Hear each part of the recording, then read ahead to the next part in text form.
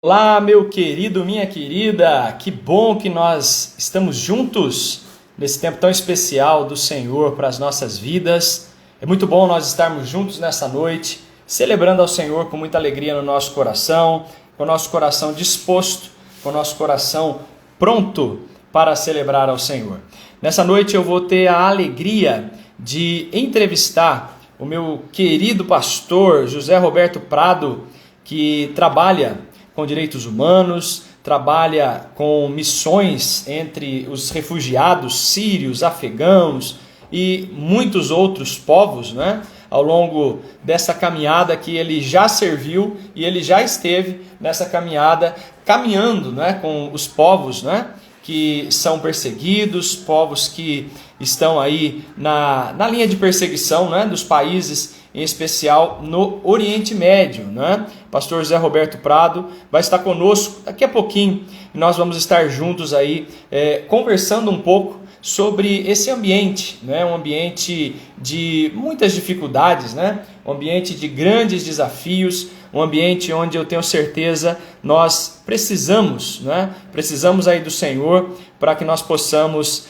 enfrentar esses desafios que estão aí diante de nós, viu? Se você puder, compartilhe aí essa nossa live, né, com pessoas que você conhece, pessoas que estão aí perto de você, longe de você. Você pode compartilhar aí a nossa live e nós estaremos juntos aqui, com toda certeza, tendo um tempo abençoado da parte de Deus para os nossos corações, para as nossas vidas. Eu tenho certeza que vai ser muito bom. Você também pode deixar aí a sua pergunta, tá bom? Um abração aí para Michele, Deus abençoe, Michele, que bom que você está com a gente aí, divulga para a criançada toda aí, que nós estamos online aqui e vamos falar de um assunto que para eles também é muito importante. Um abraço aí para Letícia, Deus abençoe. Também, quem mais? Deixa eu ver aqui, a Janaína, o Luiz Paulo, estão com a gente aí. Deixa eu ver quem mais está com a gente aqui, vamos lá. Opa, aí achei aqui a Denise, Deus abençoe Denise, a Andressa, muito bom Andressa, o Victor, Deus abençoe Victor, a Lucinéia, a Neia, Deus abençoe Neia, também a Silvia está com a gente, o César, nosso líder de missões ali na Central, cada um dos nossos queridos irmãos, que Deus abençoe vocês de maneira muito especial. Nós vamos ter assuntos, né, que são extremamente importantes para esse tempo, assuntos que são extremamente para esse tempo que nós estamos vivendo e para tudo aquilo, né, que o Senhor tem preparado aí para nós. Você que está conosco, nós vamos conversar hoje com o pastor José Roberto Prado, que já deve estar chegando, né? Deve estar chegando por aqui. Nós vamos conversar um pouco aí sobre missões, né? E vamos falar um pouquinho em especial sobre missões no Oriente Médio, né? Vamos falar sobre missões no Oriente Médio. Nós vamos estar juntos falando sobre esse assunto tão especial, não é? E em especial nós vamos tratar do assunto do Afeganistão, né? Ou seja, no Afeganistão nós estamos vivendo aí nesses últimos dias uma crise, né, sem tamanho, né? Uma crise muito grande, uma crise bastante difícil, né? E nós sabemos aí o quão doloroso deve estar sendo para os nossos queridos irmãos afegãos, em especial os cristãos afegãos, mas o Afeganistão também está vivendo aí um tempo onde mulheres estão sendo perseguidas, não só os cristãos, né? Mulheres cristãs ou não, né? Têm tido, né, os seus direitos pela liderança do Talibã, né, que tem alcançado aí, infelizmente, com a sua perseguição, os nossos queridos irmãos afegãos, né? E eu sei que nós estamos aí orando, você tem orado também, eu tenho orado, a Igreja do Senhor no Brasil tem orado por isso, tem buscado ao Senhor, né? E tem falado muito a esse respeito, e eu tenho certeza que vai ser muito bom esse tempo que nós vamos estar juntos, falando e conversando, né? E você pode fazer também aí as suas perguntas, tá bom? Para nós podermos juntos aqui compartilhar um pouquinho daquilo que o Senhor tem feito. Muito boa noite, pastor Fábio Rogério. Boa noite, pastor Heitor. Tudo Boa bem, noite meu a todos os querido? ouvintes. Muito bom. O pastor Fábio, nosso diretor do CTPEB, né?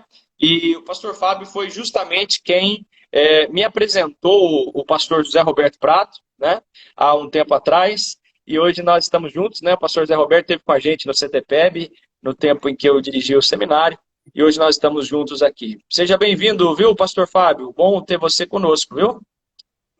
Obrigado, é um prazer estar com vocês aqui e com o meu eterno mestre, José Roberto Prado, né? Eita, coisa Talvez boa, seja hein? aí de todos os professores que eu tive o que mais queimou o nosso coração, né? Com um dom especial que ele tem, eu louvo muito a Deus pela vida dele. Pastor José Obrigado, Roberto, Fábio. seja bem-vindo. Muito obrigado, Heitor. Uma alegria estar aqui com você, compartilhando do que o Senhor está fazendo na terra. Obrigado, Fábio, pelas boas-vindas. Você é um amigo querido aí. Tivemos juntos, né, no mesmo ambiente onde o Senhor ministrou o nosso coração. Eu simplesmente era ali um canal. E graças a Deus pela sua vida, seu ministério também, querido. Amém. Muito bom, que bom, queridos, viu? É muito bom nós estarmos juntos. Você que está com a gente aí, então, hein? Você que está com a gente no nosso Instagram, aí da ICPI Central, e você quiser compartilhar, né, essa nossa live com alguém, nós vamos conversar um pouquinho hoje com o pastor José Roberto. Eu e o pastor Fábio vamos entrevistá-lo, né? Prepare aí as suas perguntas, pastor Fábio também prepare aí, que nós vamos aproveitar bastante da bagagem do homem aí hoje, aprender bastante com ele, já que está tão difícil trazê-lo pessoalmente, né, Fábio? Vamos ouvi-lo online. Pastor, é uma honra, viu, ter o senhor conosco aqui, uma alegria imensa, poder despertar um pouquinho a igreja para tudo que está acontecendo no mundo aí hoje, viu? Seja muito bem-vindo mesmo. Pastor, vamos começar então. Quem que é o pastor José Roberto Prado? Obrigado, querido. Obrigado pelas palavras e pelo acolhimento. O José Prado é alguém que tem o coração marcado pela graça de Deus e que nos últimos 36 anos tem dedicado a vida para que o Senhor seja conhecido entre as nações. Esse é o meu chamado, essa é a minha vida, essa é a minha história. Eu tenho minha origem, né, numa igreja pequena, na cidade de São Paulo, e ali o Senhor foi trabalhando a minha vida, meu coração. Eu sou músico, foi ali na igreja, nos primeiros dias, que eu encontrei essa possibilidade de louvar ao Senhor, de falar do amor dele através da música, e o meu primeiro ministério foi usando esses dons que ele me deu.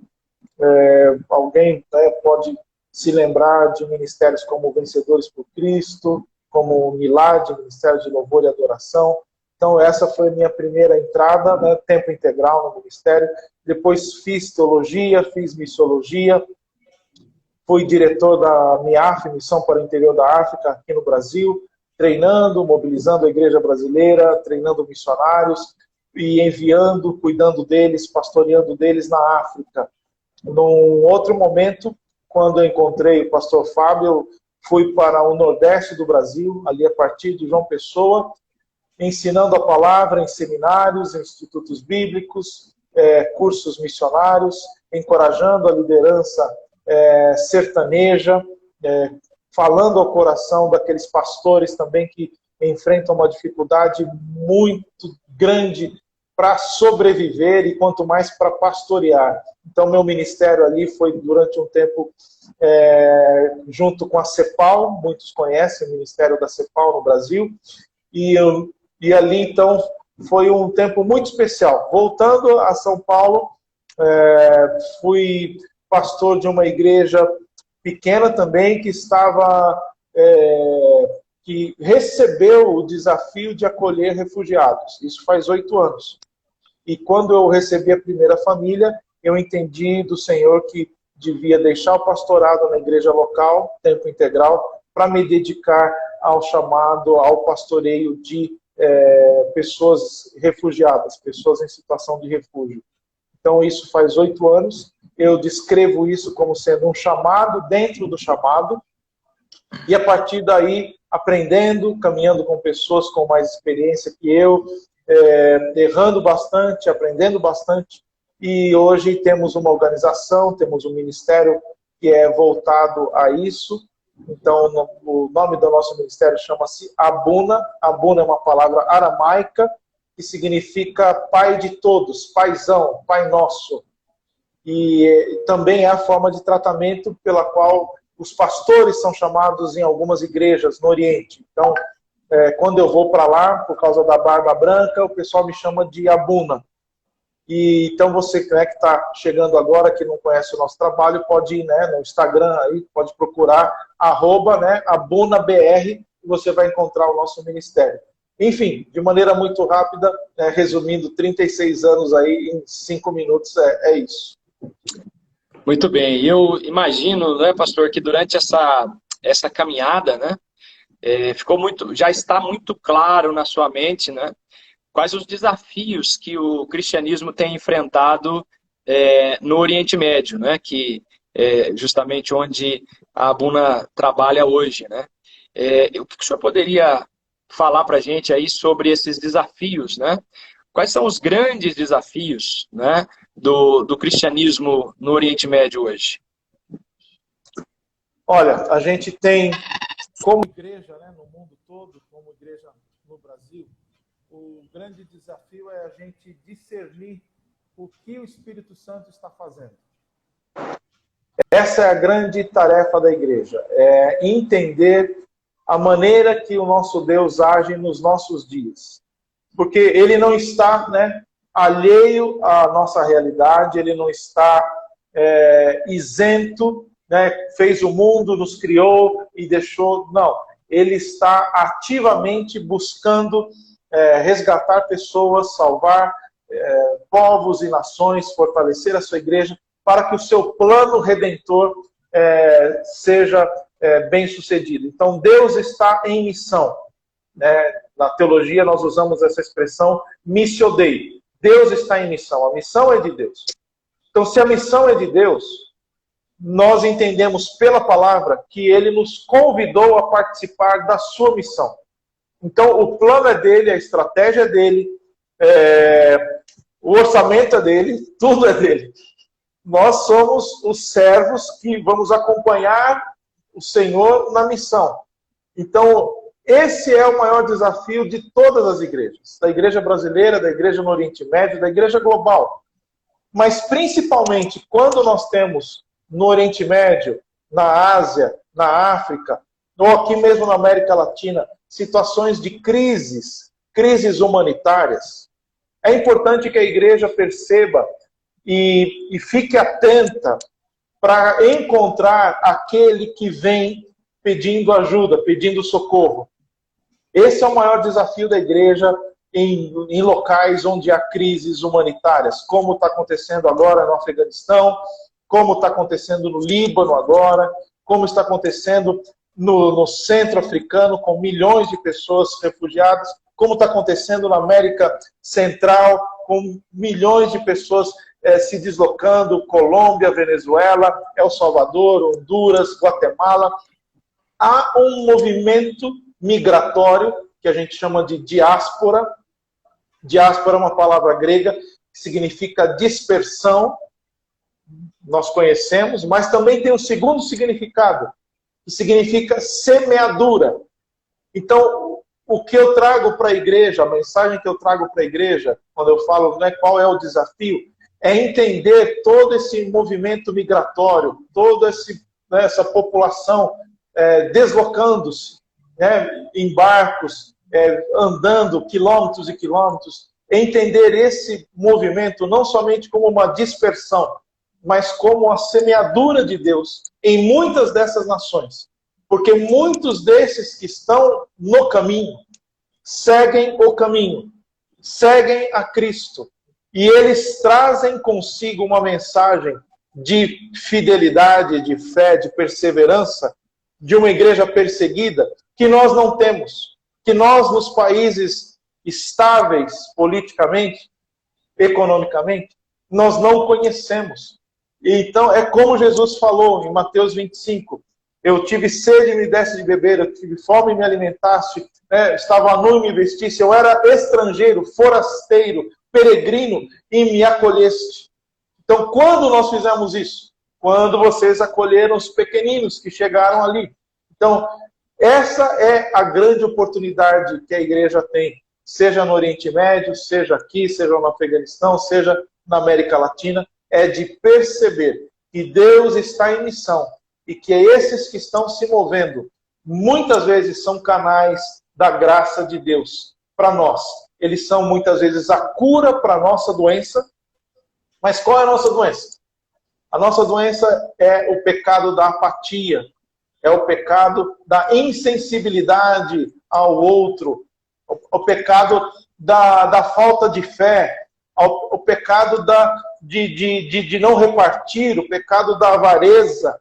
Nós temos esse problema. A igreja ocidental, ela é acumuladora.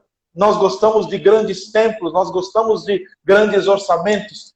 E esses irmãos são a cura para a nossa doença, a nossa enfermidade, para o nosso pecado, porque eles vêm nos mostrando que, mesmo com o pouco que eles têm, eles são alegres, eles louvam, eles jejuam, eles nos ensinam uma fé numa dimensão que nós não conhecemos ainda. E por isso eles são muitas vezes a cura para a nossa doença. Muito bom, muito bom. Você que está com a gente aí, ó, compartilha a live, chame mais pessoas para estar junto com a gente. Nossa conversa está só começando e tem muita coisa boa para nós ouvirmos aí, compartilharmos. Pastor Fábio, diretor do nosso seminário, também o pastor José Prado, que é aí o nosso querido convidado de hoje para essa nossa conversa. Muito bem, pastor Fábio, sua pergunta aí para o pastor José Prado. Ok. Eu queria... Eu fico imaginando assim o pessoal que está nos ouvindo, né? Então, para a gente que está envolvido com a igreja, com teologia, até para nós é difícil, às vezes, entender aquele contexto, né, de conflito no Afeganistão. Por que tanto ódio? Por que uma pessoa que faz parte daqueles grupos radicais que estão ali em volta, né, ele tem a capacidade de colocar uma bomba no corpo e matar várias pessoas? Porque eles têm tanto...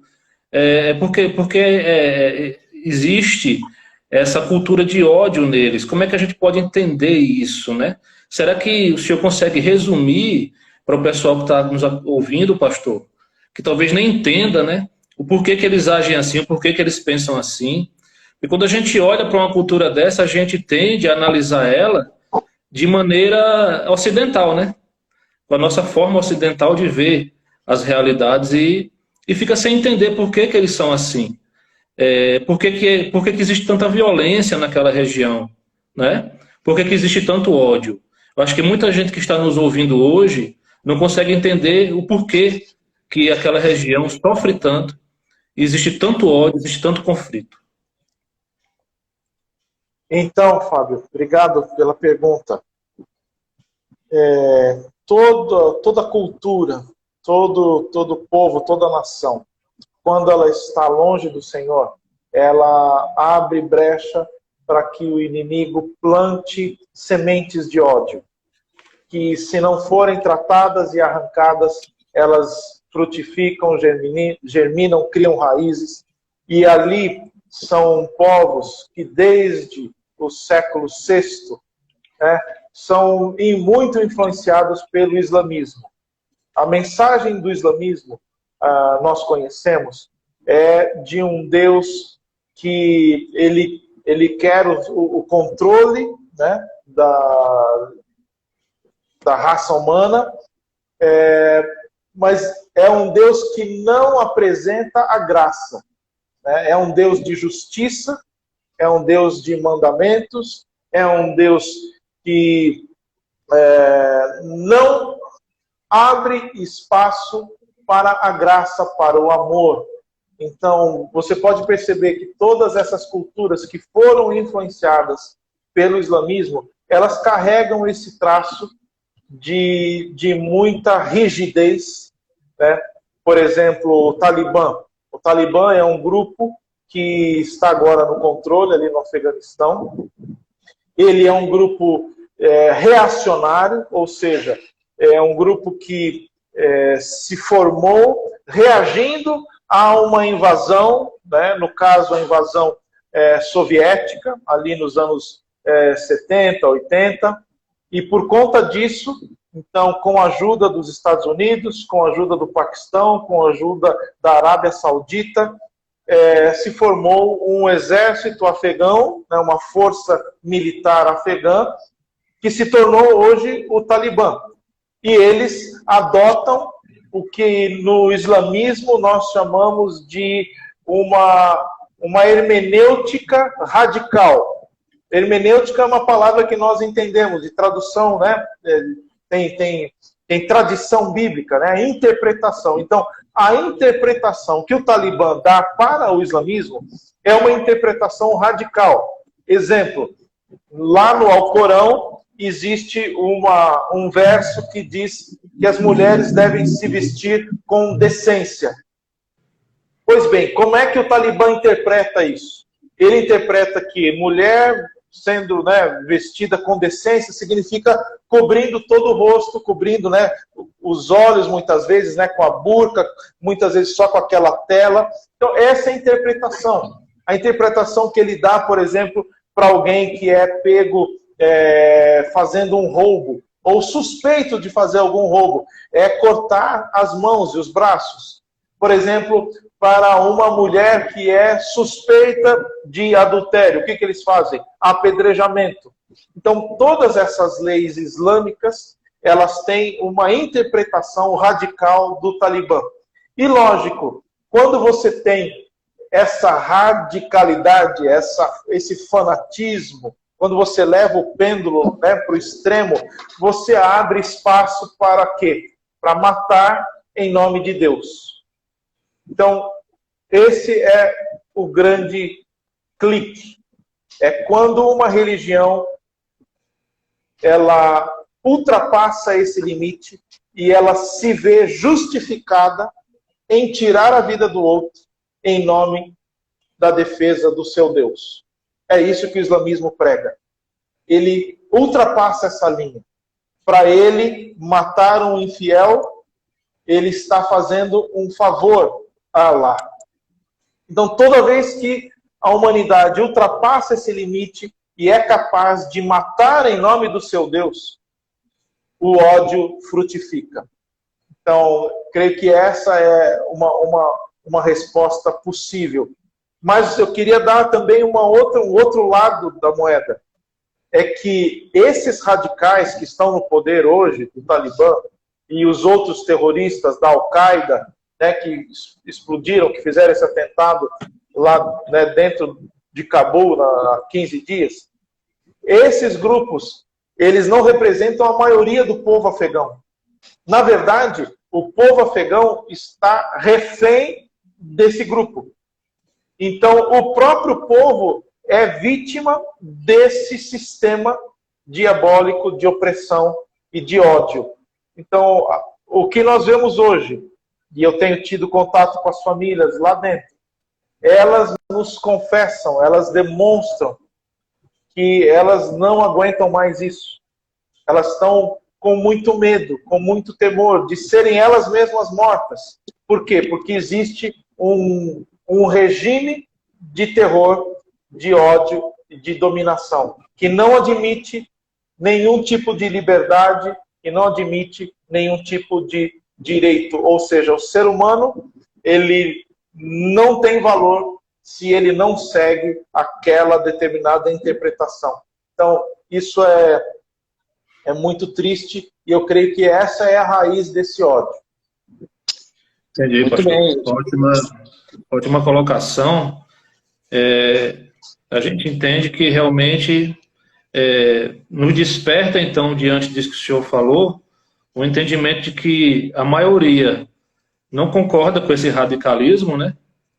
Mesmo tendo a sua religião definida naquelas regiões. E também existe, principalmente, crianças, velhos e jovens, e mulheres, né? Que têm sofrido de uma maneira muito profunda com isso aí, né? É uma coisa que nos preocupa muito ver esse sofrimento, né? Eu passo para o Heitor aí de volta.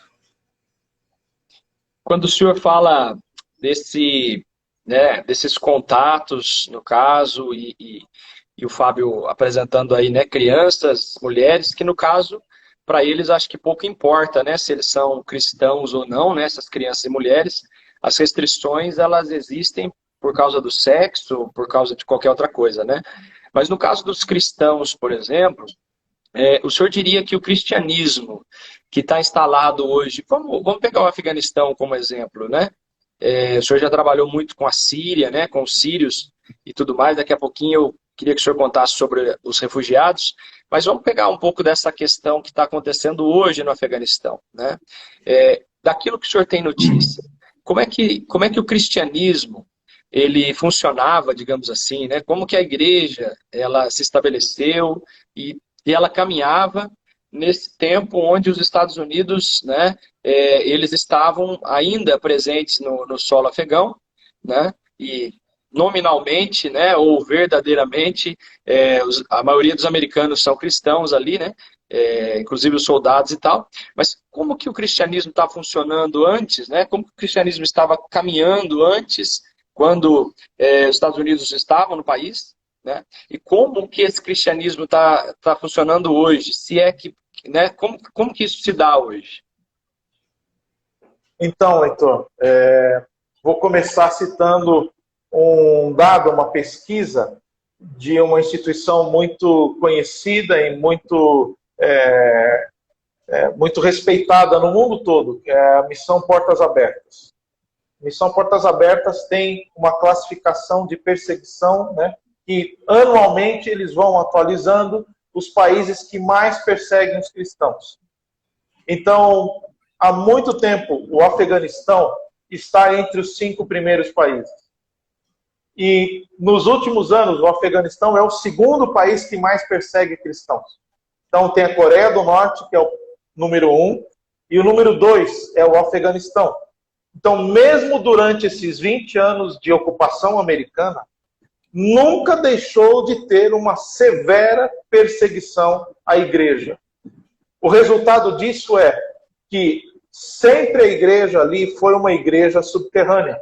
Foi uma igreja que se reúne e que se move de uma maneira completamente diferente de nós que estamos num país livre. Então, muitas vezes uma pessoa da família se converte. Vou dar um exemplo. Nesses últimos anos, houve muitos avanços da tecnologia através do telefone celular, computadores, internet. E muitos tiveram contato com sites que foram colocados, que estão colocados, né, na língua deles. Né? O Afeganistão tem várias etnias, é bom que se diga também isso. E várias dessas etnias têm sua língua própria, e há vários programas, há vários sites que evangelizam, que publicam a palavra de Deus nessas línguas. E muitos deles tiveram acesso por conta da tecnologia. Mas, às vezes, o filho, por exemplo, se converte através de um testemunho, um vídeo no YouTube, alguma coisa assim, mas ele não pode falar para o pai, porque se ele fala para o pai começa a ser o primeiro a persegui-lo, porque é uma desonra, é algo muito terrível para um pai, né, muçulmano ter seu filho convertido para uma outra religião. Isso não existe, esse espaço dentro do islamismo de converter-se. Não existe. Então, mesmo durante esses anos de ocupação americana, nunca deixou de ser uma igreja que se reúne de maneira muito sigilosa e se move muito, né, às escondidas. É uma vivência da fé que cobra muito dessas pessoas, porque elas têm uma experiência muitas vezes solitária. Imagina que uma pessoa é convertida e ela não pode expressar a sua fé, ela não pode cantar, ela não pode ler a Bíblia, ela não pode se reunir com outros cristãos. Muitas vezes se reúne ou tem, né, que se deslocar para uma outra cidade, marcar um encontro para encontrar com outro cristão. Então é tudo muito sigiloso. Por isso que agora, nesse momento, não são os cristãos que estão de risco imediato. É bom esclarecer isso. Por quê? Porque os cristãos são desconhecidos. O Talibã não tem esse controle. Por quê? Porque justamente isso é uma coisa, é uma igreja secreta. Quem está de risco hoje risco iminente são aquelas pessoas que tiveram contato com as organizações ocidentais. Então, são as pessoas que trabalharam com o exército americano, são os intérpretes, são os professores, aquelas pessoas que trabalharam com a Unesco, por exemplo, em programas de educação. Muitos jovens, agora têm morrido, estão sendo assassinados simplesmente pelo fato de saberem inglês. O fato deles saberem inglês os denuncia, porque eles são alguém que acolheram a cultura ocidental ou que tiveram contato com americanos. Então, hoje eu tive notícia, infelizmente, de que jovens foram assassinados porque falavam inglês. Então, esses são os que correm risco hoje. Juízes. Nós temos contato com um grupo grande de juízes que colocavam os bandidos na cadeia. Nós sabemos que esse é o papel do juiz. Mas qual foi a primeira decisão logo que o Talibã entrou, né, em Cabul, tomou controle do governo? Ele abriu as prisões. Então, todas aquelas pessoas presas que eram assassinos, ladrões, traficantes, terroristas, o que aconteceu? Eles foram atrás de quem os prendeu. Então, muitos juízes estão sendo mortos. Enfim, é toda essa situação que ela reflete o estado de terror, né? O que está acontecendo hoje no Afeganistão é um estado de terror que está sendo implementado. O senhor diria que tem alguma... Hoje, em especial no Brasil, né? O Brasil, tem hora que a gente vê a política brasileira e como a igreja tem, né, se envolvido com essa política que está aí hoje, né? Dá a impressão que a gente está vivendo num mundo paralelo, né, Fábio? Parece que a gente está num mundo paralelo, né? Que só existe a polarização e não existe mais nada no mundo, né? E o senhor falando, né, de toda essa migração que está acontecendo hoje. É interessante, né, essa fala, quando o senhor diz, né, que Deus está semeando, né, por onde esse pessoal está passando, né? Então eles estão semeando com lágrimas, né? E quem sabe nós vamos colher os feixes, né? Mas é interessante, eu queria entender se o senhor vê da mesma forma essa questão política, ou diria geopolítica, né, no mundo todo, né? Pensando aí nos países do Oriente Médio, Israel ali meio que só, né? Meio que só ali, né, na questão do judaísmo e tal. E me parece que houve uma aproximação agora de China, Rússia e etc., né?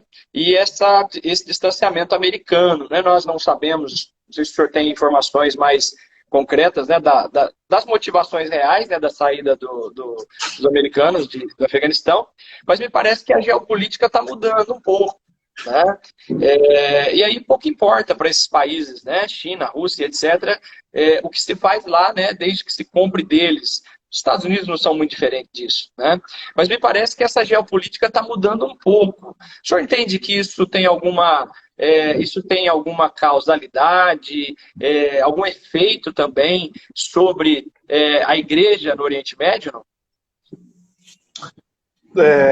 Vou começar pelo finalzinho, né, da sua palavra, só esclarecendo que o Afeganistão, né, que nós estamos falando agora, duas curiosidades, né? Então, a primeira delas, o Afeganistão não está no Oriente Médio, ele está na Ásia Sul e Ásia Central, né? Segunda coisa, o Afeganistão não fala árabe, que muita gente não sabe. O Afeganistão tem a sua língua principal, né, o Farsi, o Dari, né, e tem outras línguas que são faladas pela etnia, e não falam árabe. E esse até é um motivo da gente se preparar melhor aqui no Brasil para recebê-los, porque na ocasião, quando recebíamos as famílias sírias, nós tínhamos intérpretes, né, várias pessoas que falam árabe porque imigraram para o Brasil há muitos anos, enfim. Agora, no caso dessas famílias, há um obstáculo a mais, que é a pouca presença de famílias afegãs no Brasil. Há cerca de 200 famílias, somente, espalhadas em vários locais. Então, isso é uma coisa, né, pra, só abrindo um parênteses. Então, voltando para a sua pergunta, a questão geopolítica global.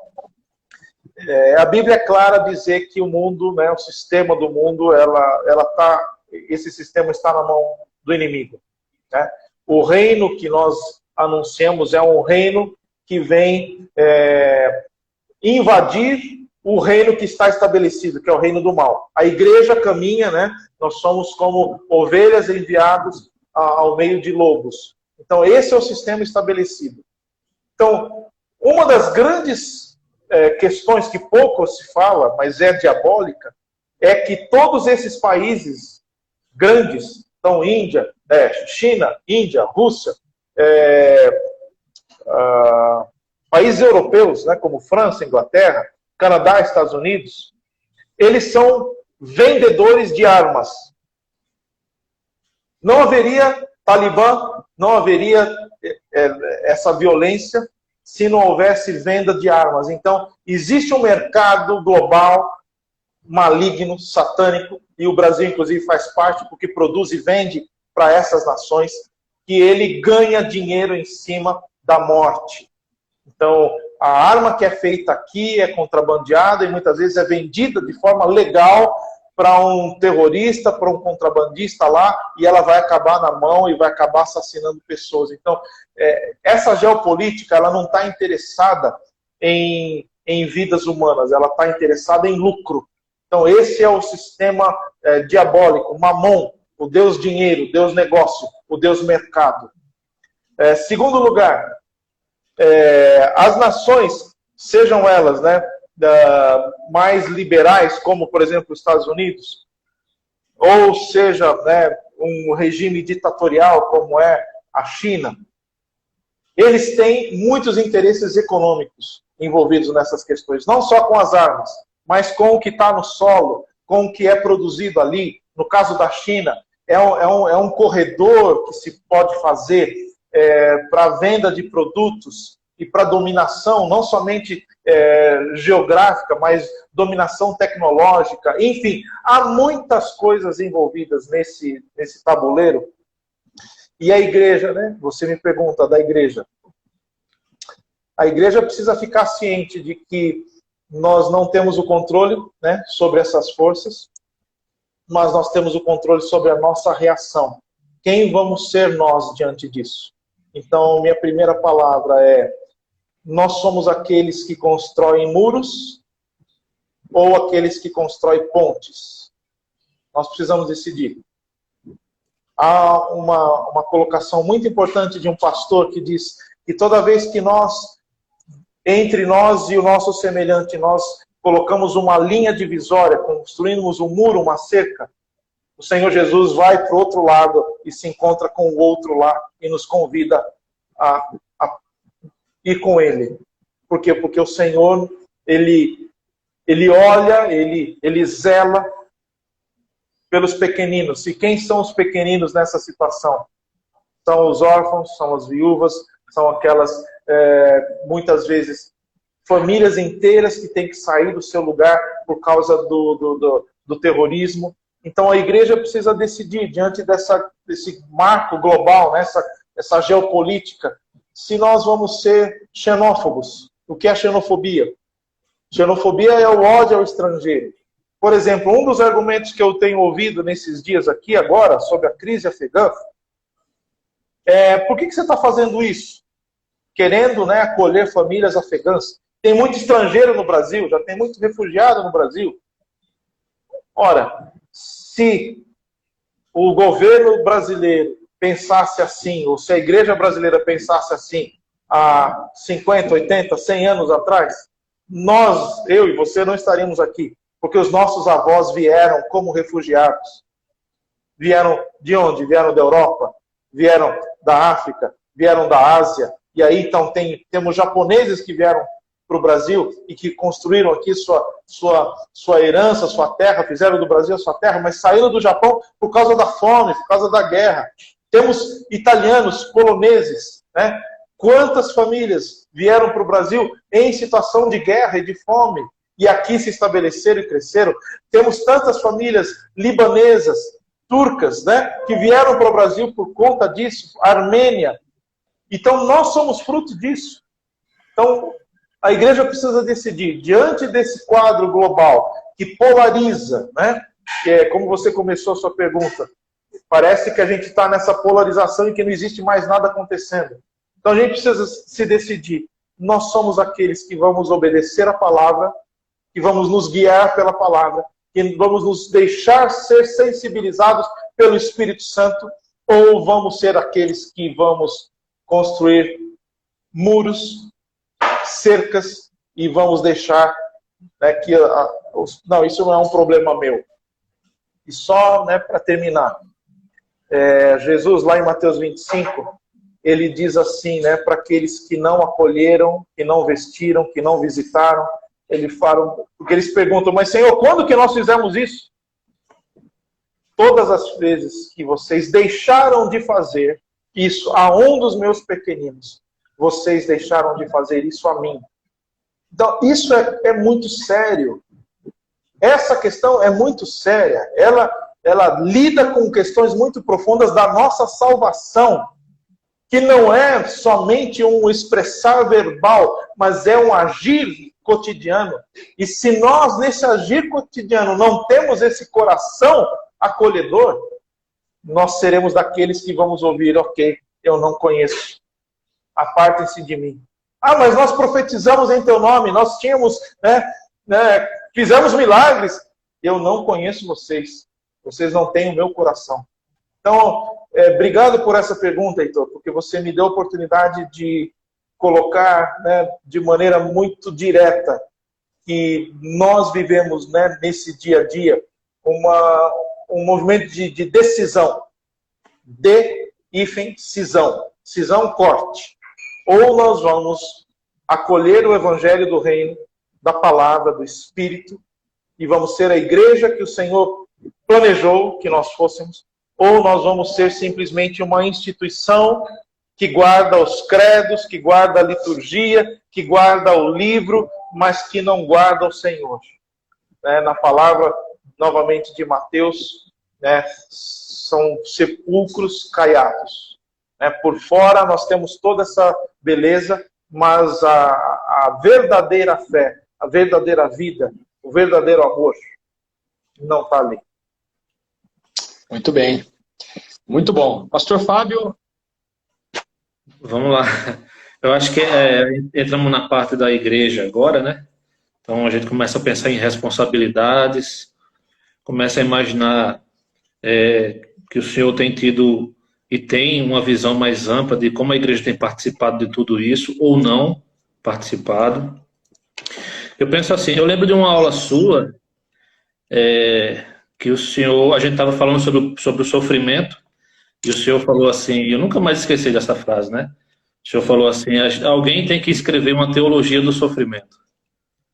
Né? A gente está analisando a questão do triunfalismo da igreja brasileira, só pensa em triunfo, em grandeza, em crescimento, e esquece que Deus também age muitas vezes por meio do sofrimento. Né? Sofrimento foi a base, né, para que o ministério de Jesus se concretizasse. Né? A gente falou muito sobre isso na aula.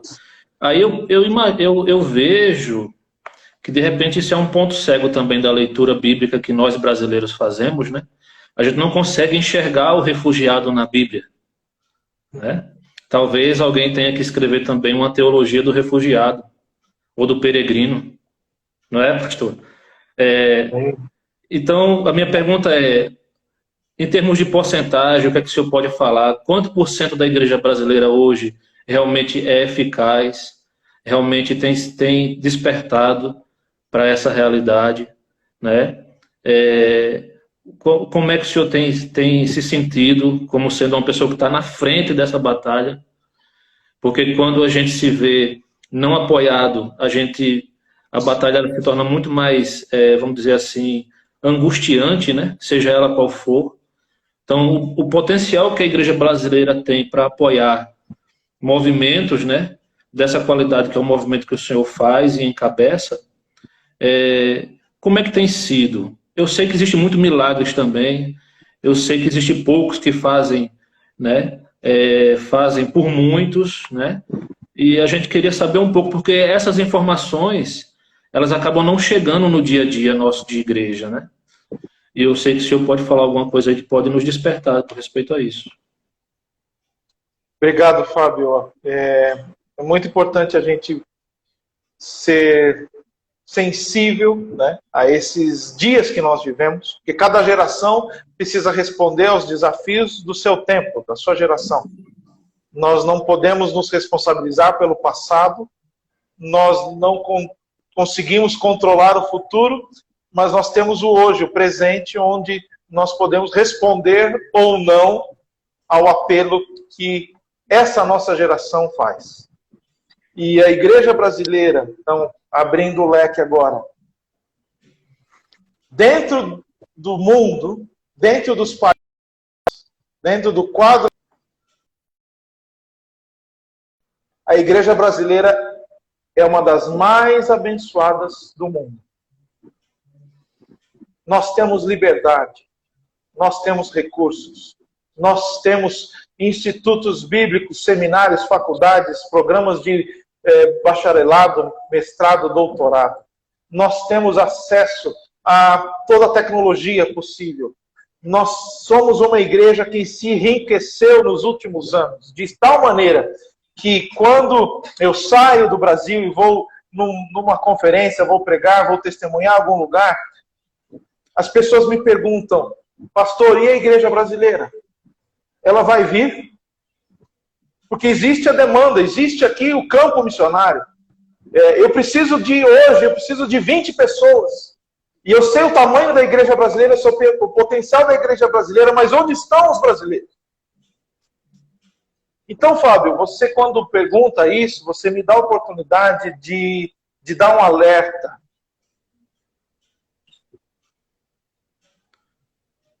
E de fazer algo que é muito difícil. Nós vamos ser julgados pela liberdade, pelos recursos, pelas oportunidades que nós temos.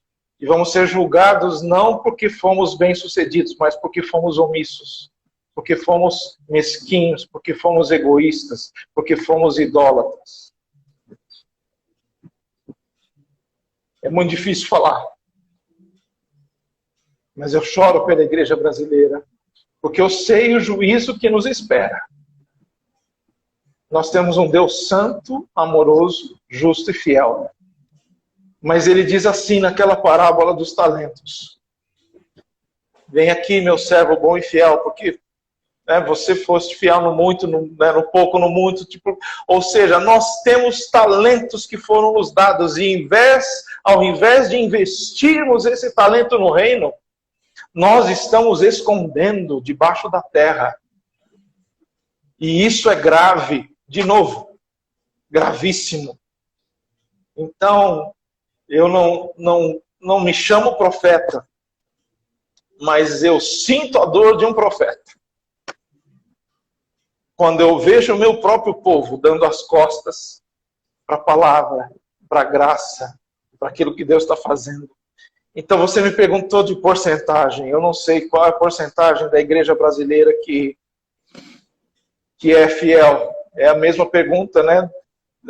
Como separar o joio do trigo? Não compete a nós. Mas nós, cada um de nós, eu, você, todos vocês que estão aí acompanhando a gente, nós podemos responder sobre a nossa fé. E nós temos a oportunidade de ser fiel naquilo que nós recebemos. Ou seja, todos nós vamos ser responsáveis por prestar contas sobre aquilo que recebemos. E novamente, a igreja brasileira recebe muito, mas na hora de entregar, entrega pouco. E é por isso que eu choro. Muito bem. Você que está com a gente aí, nós estamos com o pastor Zé Prado, o pastor Fábio também conosco.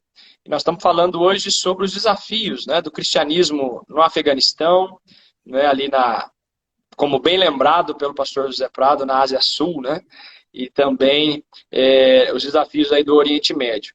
Pastor, eu queria emendar essa pergunta aí. O senhor comentou no começo, né, sobre a Buna, né, que é uma instituição justamente voltada para esse fim, né? Imagino eu que na preparação, no envio, no sustento, no acolhimento, né? Vamos gastar esse finalzinho nosso aí de conversa, que passa muito rápido, né? Já são 10 para as 9, é muito rápido, conversa boa passa rápido. Mas eu queria muito, e é uma das intenções da gente estar aqui hoje, pensando, né, em como auxiliar. Eu queria que o senhor contasse um pouquinho o que a Abuna faz, o que tem feito, né, quais são os próximos desafios, e como a igreja brasileira, essa igreja, né, que está aqui hoje nos ouvindo e acompanhando, o pessoal está perguntando, a live fica salva, depois você pode acompanhar aí no Instagram da igreja, tá bom? O que a Abuna faz hoje, né, e como que a igreja pode se envolver com esse grande desafio aí que está diante de nós. Obrigado, Vitor. Olha, só trazendo um pouco da resposta anterior, né? A pergunta anterior para essa, nós temos a bênção de ter muitas igrejas que são fiéis, pastores, pequenos, né, grupos que têm sido fiéis e que não se dobraram, né? Então, essa é a boa notícia. O remanescente, né, aquele pequeno grupo fiel, ele sempre está presente e ele sempre é capaz de influenciar e de fazer diferença. Então, eu agradeço muito porque o Abuna só existe por conta dessas pessoas que o Senhor levanta em diferentes cidades do Brasil e nos apoiam. Nós somos uma organização voltada, então, primeiro para sensibilização, capacitação, ensino e mobilização da igreja brasileira para essa causa, tentando levantar os olhos, né, da igreja para que ela veja a questão global e que ela se engaje, que ela responda de maneira prática, que ela diga, eis-me aqui, né, eu sei, né, a missão, eu quero fazer parte disso. Então, a Abuna vive grande parte do seu dia a dia mobilizando, conectando pessoas, dando oportunidade para que pessoas e igrejas se engajem na missão de Deus. Em relação ao nosso trabalho específico com famílias, né, de pessoas refugiadas, nós temos um trabalho no Brasil que já tem, né, 8 anos, desde as primeiras famílias sírias que nós recebemos, e aí fazíamos a ligação, a ponte com igrejas. Então, igrejas que aceitaram receber essas famílias, que alugaram casas, que proveram alimentação, que proveram aulas de português, que conseguiram emprego e que fizeram todo esse processo através de contatos que nós fomos abrindo, que o Senhor foi gerando. Então a Abuna faz isso, é uma interconexão. Nós somos aquele espaço, né, de conexão entre a necessidade, né, do outro lado e a igreja brasileira desse lado. O apelo hoje, então, é que a igreja entenda que existem nesse meio, né, de refugiados, existem várias redes criminosas. Nós nos deparamos no dia a dia, na história, com questões de trabalho escravo, com questão de tráfico humano, com questões de exploração sexual. Isso que está acontecendo exatamente nesse momento no Afeganistão. Enquanto nós estamos falando aqui, existem famílias desesperadas lá dentro do país que estão sendo abordadas por redes criminosas que estão vendendo soluções que não existem. Não são soluções, são propostas de morte, porque vão ser escravizadas. Então, quando a gente começou a trabalhar, nós nos deparamos com isso. Então, criamos um grupo de advogados, de pessoas que entendem dessas leis, que nos ajudam a defender, a levantar o direito dessas pessoas. Então, temos também grupo que faz o acolhimento. Nós, durante muitos anos, toda a nossa história, até a pandemia, nós operamos nessa questão do acolhimento. Depois, com a pandemia, nós paramos, entendemos que devíamos parar. Mas isso continua sendo feito na Tailândia, onde o Abuna tem uma casa de acolhimento na Tailândia, e nós podemos continuar servindo as pessoas lá. Temos o braço assistencial, que é ajuda emergencial para famílias. Por exemplo, agora, nesse momento, existem famílias que não podem sair de casa, que não podem trabalhar lá dentro do Afeganistão, e a gente envia recursos. Na semana passada, nós enviamos recursos para uma cristã paquistanesa perseguida, que mora num país da Ásia, e ela não tem direito à vacina. E ela pediu socorro para nós. Pastor, eu não tenho dinheiro, não tenho o que fazer. O senhor não consegue me ajudar? Eu falei, quanto é a vacina? Ela falou, $80 cada dose. $160. Você multiplica isso por 5.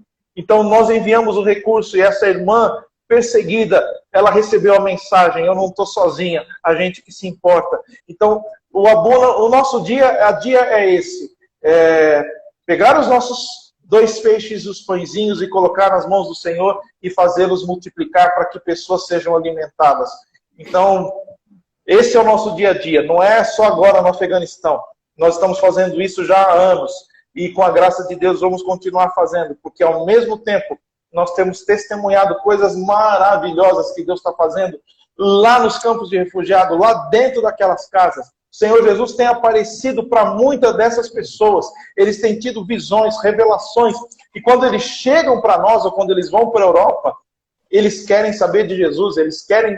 Muitas vezes, eu ouvi um testemunho de um iraniano que se converteu num campo de refugiados na Grécia. E ele chegou na Alemanha, eu encontrei com ele na Alemanha, e ele falou para mim: pastor, eu fiquei os 2 primeiros dias procurando onde que eu ia encontrar uma igreja, um lugar de oração, todas as igrejas com portas fechadas. Aí eu estava andando numa rua e vi uma porta pequena, e eu vi um barulho lá de dentro, eu falei: será que é uma igreja? Aí ele entrou, era uma igreja pequena, Assembleia de Deus, que estava fazendo uma reunião de oração.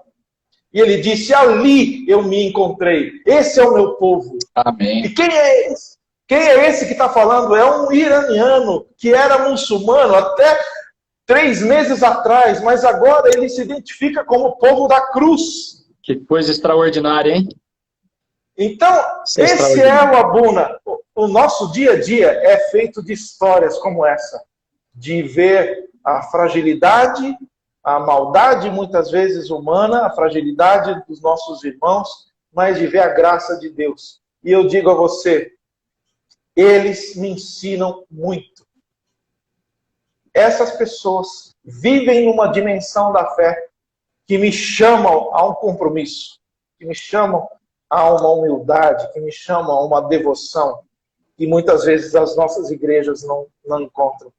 Vou dar um outro exemplo, desculpa, eu vou me delongar, mas só para dizer que numa das igrejas aqui do Brasil, que acolheu uma comunidade de haitianos, e durante o culto da manhã, né, o espaço da manhã na igreja, eles cederam para um grupo haitiano.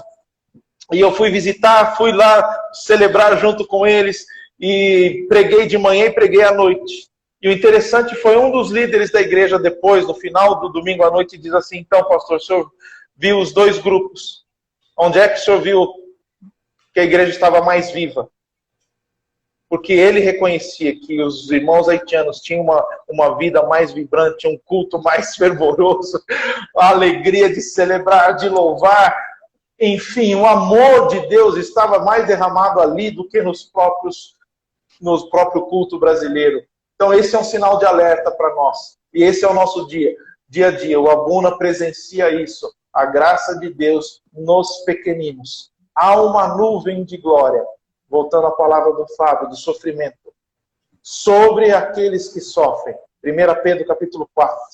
Algo inexplicável, mas a glória do Senhor permanece sobre eles. E quando eles se movem, nós podemos perceber, e nós podemos encontrar o Jesus oculto na face dos nossos irmãos. Amém. Muito bom. Que coisa extraordinária o que está acontecendo, né? Deus, a missão é dele mesmo, missionei mesmo, né? Na íntegra. Pastor, nós estamos chegando no finalzinho aqui. Tem várias perguntas, o pessoal mandou aqui no privado, né? Como, né, evangelizar o povo, né? No caso do Afeganistão, sem criar um choque cultural e religioso, né? Eu imagino que são tantos desafios aí, né? O pessoal falando aqui também, mandando aqui, né, perguntas sobre aquela questão geopolítica, né? Quantos refugiados, o senhor tem esse número? Quantos refugiados, no caso, sírios, nós temos no Brasil ou não? O senhor está mais envolvido com a Síria, né? Não, eu tenho, porque eu estudo essas questões, eu tenho esses números, né? O Brasil abriu, né, a porta, vamos dizer assim, para os refugiados sírios. A cota inicial era de 10 mil. Imaginava-se que viriam muitos.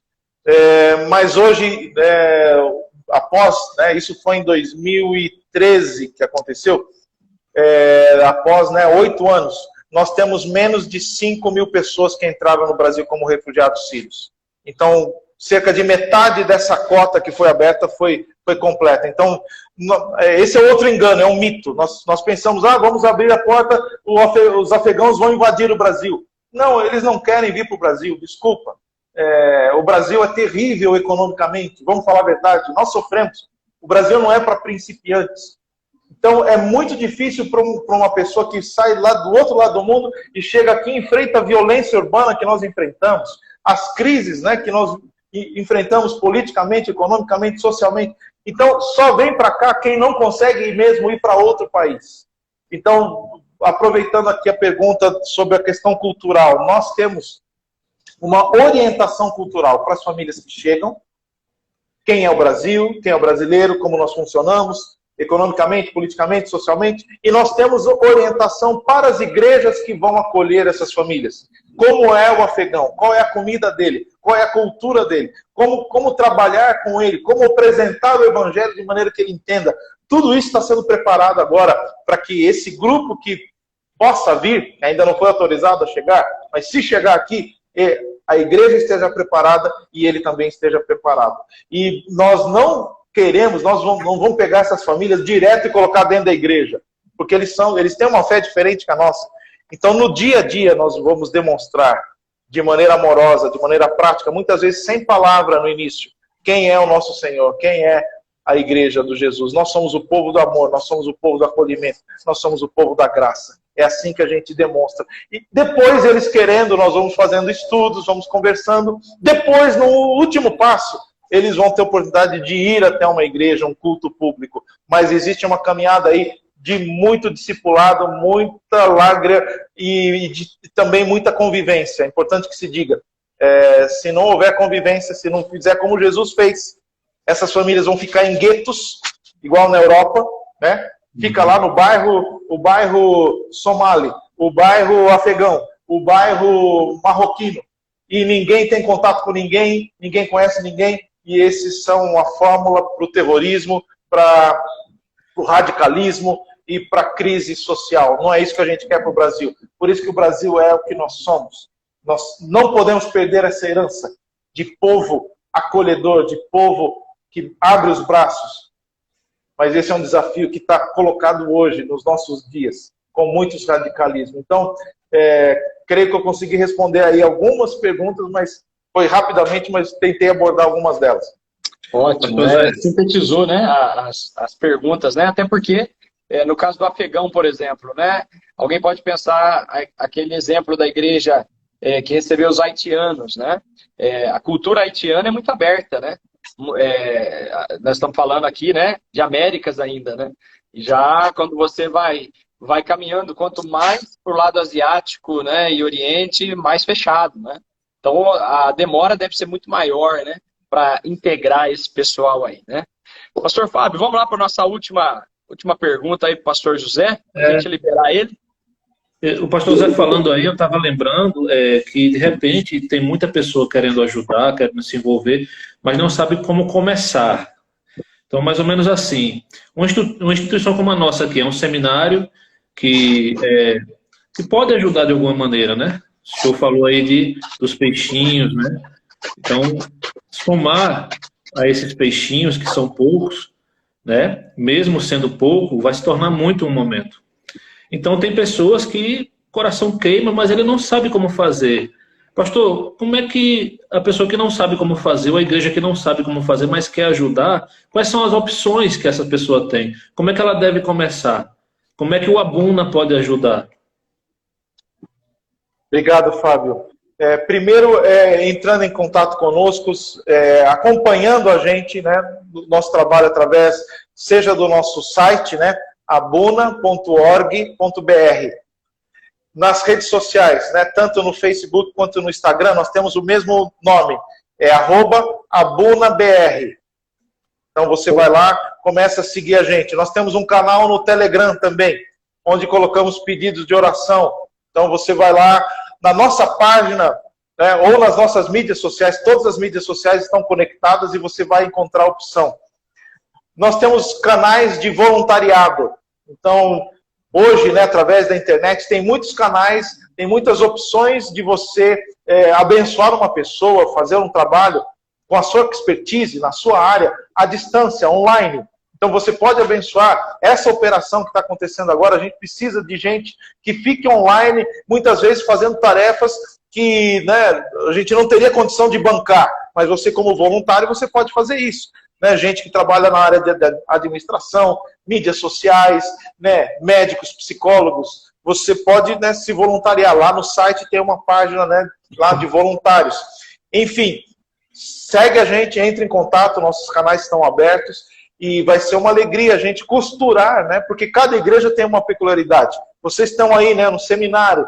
E como que o seminário pode abençoar de alguma maneira essas famílias? Ou de alguma maneira as famílias que estão lá, que não vão sair, que vão ficar lá. Nós temos esse canal. Nosso papel é construir essas pontes. Pela graça de Deus, é isso que a gente quer fazer. Então, todos são bem-vindos e, claro, né, segue a gente lá que vai ser uma alegria ter a sua companhia. Amém. Muito bom. Tá marcado aí, fixado para você que está com a gente aí, olha, @abunabr, né, é o Instagram aí do pessoal, né, da Abuna, e você pode entrar em contato com o pessoal, com o pastor José Prado e todo o pessoal ali da equipe, né, para auxiliar da melhor maneira possível aí, né? O meu desafio aí para você, deixar um desafio aí para você, entre em contato mesmo, né? Nos próximos dias aí nós vamos estreitar esse relacionamento com o pastor Zé Prado, porque nós queremos nos envolver aí com esses desafios todos que estão propostos.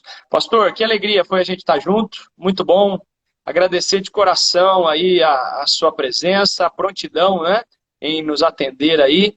Tem uma igreja do lado de cá orando, né, pelos refugiados, orando pela crise no Afeganistão. Tem muita gente se envolvendo com isso no Brasil em oração, e eu acredito que essa massa de pessoas cada dia mais vai aumentar, apesar do grande individualismo que nós temos visto, né, em pessoas e igrejas, né, o Senhor tem despertado muitas igrejas, como o senhor disse aí, o remanescente.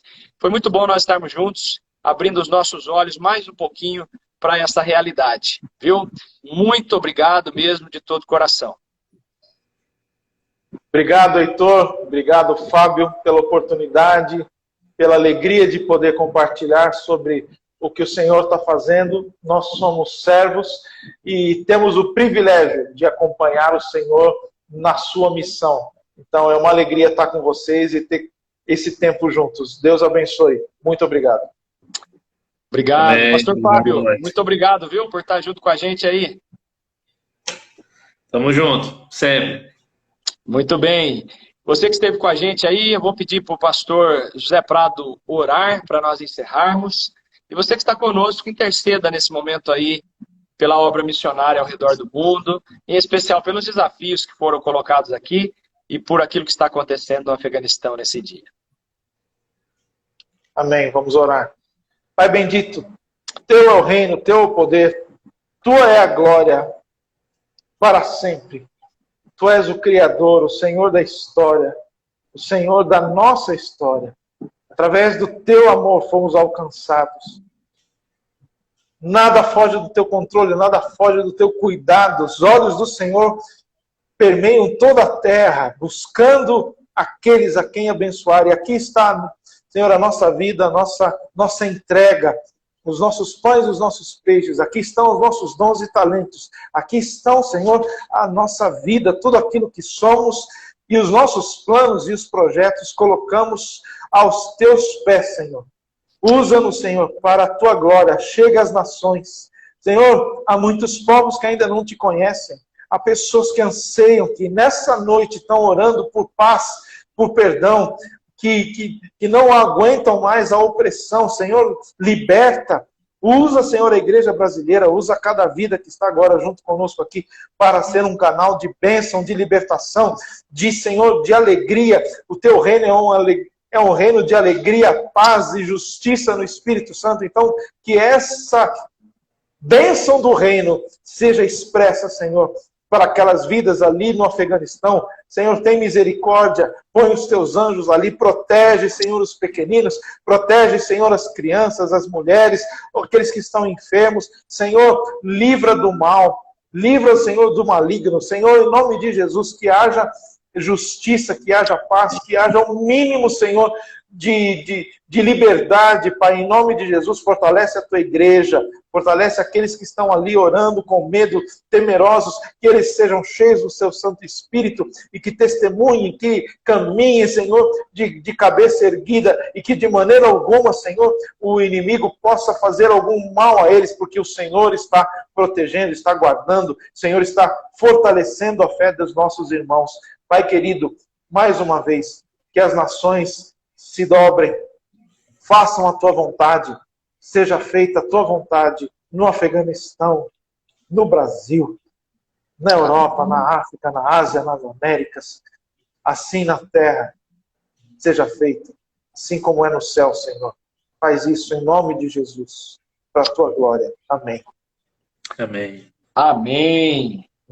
Pessoal que esteve conosco aí, que bom que vocês vieram. Muito obrigado por nós estarmos juntos, que você tenha sido despertado nesse tempo para esse assunto tão importante, sempre foi, mas está cada dia mais relevante, né? Está cada dia nos incomodando mais, que você possa orar por isso, se envolver com tudo isso que está acontecendo à nossa volta.